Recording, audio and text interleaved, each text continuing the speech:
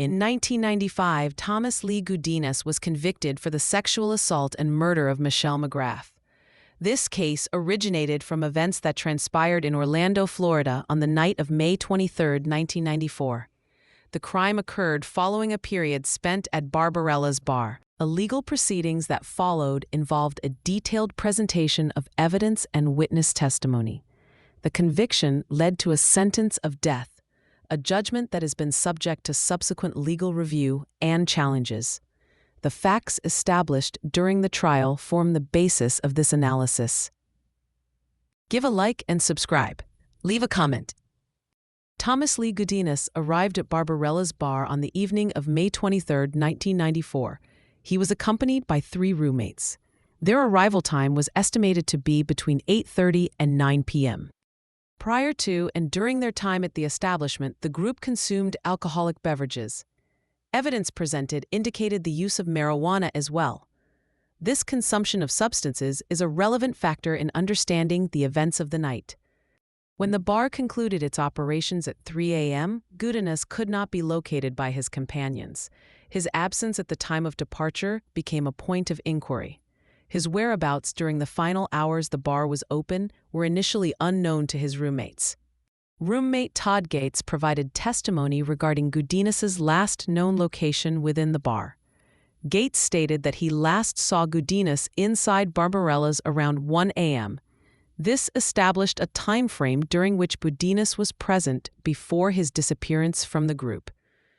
Another patron at Barbarella's that night was Rochelle Smith.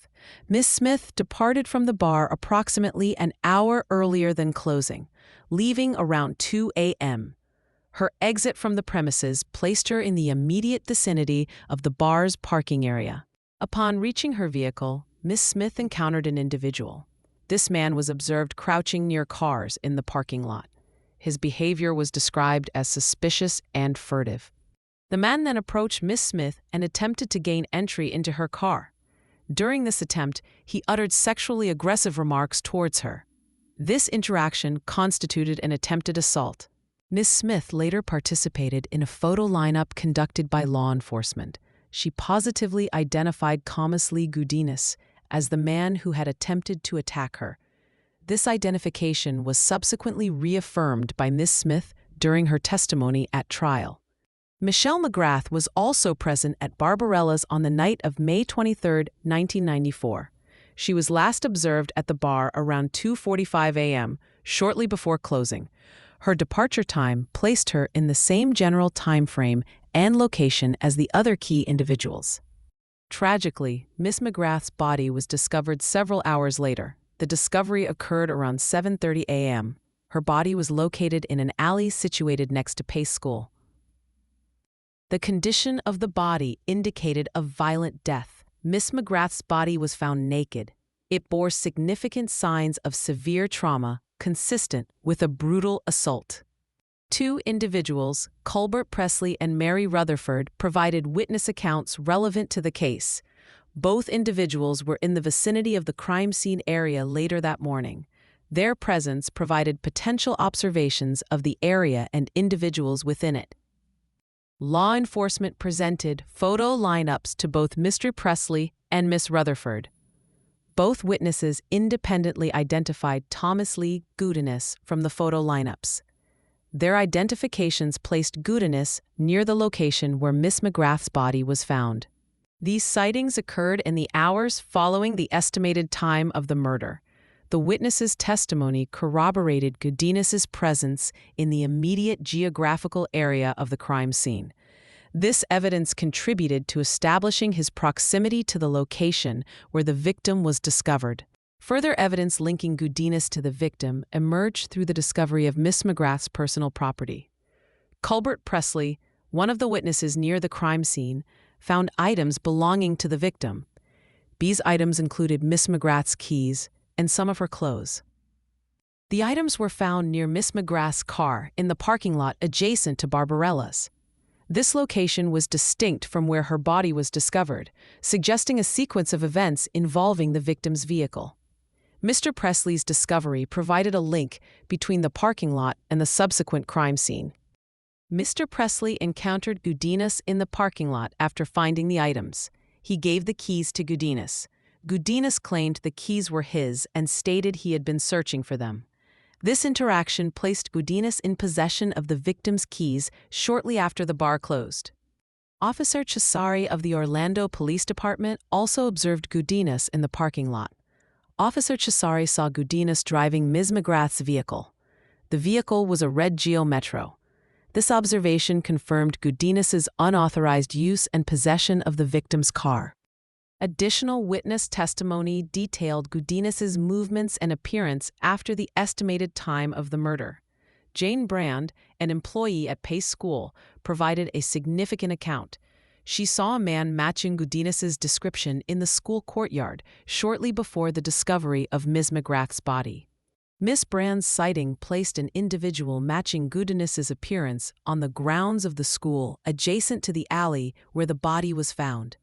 This observation occurred in close proximity, both geographically and temporally, to the discovery of the victim. Miss Brand later identified Gudinas after seeing him depicted on television. Gudinas's roommates provided testimony regarding his return to their apartment. They stated that Gudinas was not present at their residence when they returned from Barbarella's. This indicated that Gudinas did not accompany them home and was elsewhere during the critical hours after the bar closed. The roommates later observed Gudinas at the apartment. They noted his physical condition and appearance. Specifically, they saw blood on his underwear. They also observed scratches on his body. These observations were consistent with involvement in a violent physical struggle. A medical examination of Michelle McGrath's body provided crucial forensic evidence. The medical examiner conducted an autopsy to determine the cause and manner of death. The findings detailed the extent of the injury sustained by the victim. The medical examiner concluded that the cause of death was a brain hemorrhage. This hemorrhage resulted from blunt force head injuries. The severity of these injuries indicated a violent assault involving significant force applied to the head. The examination also confirmed that the victim had been subjected to sexual assault. This assault included both vaginal and anal penetration. Further evidence of the brutality of the attack was the insertion of sticks into the victim's body cavities. Biological evidence was collected during the medical examination. Semen was discovered on the victim's vaginal swab. Semen was also found on her thigh. This evidence was critical for potential DNA analysis and linking a perpetrator to the sexual assault. Forensic analysis of items recovered provided further links. Gudinas's fingerprints were found on an item belonging to the victim. Specifically, his fingerprints were located on the victim's car loan payment book. This placed his physical contact with an item directly associated with Ms. McGrath and her vehicle. The case against Thomas Lee Gudinas proceeded to trial. The prosecution presented the accumulated evidence and witness testimony. The defense mounted a challenge to the state's case. A key component of the prosecution's case was the testimony of Gudinas's roommates. The roommates testified about statements made by Gudinas after the crime.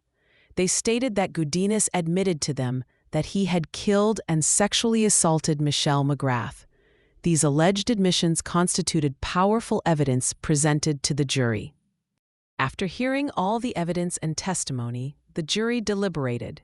The jury returned a verdict of guilty on all counts presented by the prosecution. This verdict indicated the jury's belief that the state had proven Gudinas's guilt beyond a reasonable doubt for each charge. Thomas Lee Gudinas was convicted of multiple felony charges. These included first-degree murder for the death of Michelle McGrath. He was also found guilty of 2 counts of sexual battery, attempted sexual battery related to the Rochelle Smith incident, and attempted burglary with an assault. Following the guilty verdict for first-degree murder, the penalty phase of the trial commenced. The jury considered whether to recommend a sentence of death or life imprisonment.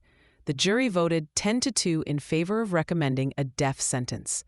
The trial court subsequently followed the jury's recommendation, sentencing Gudinas to death for the murder.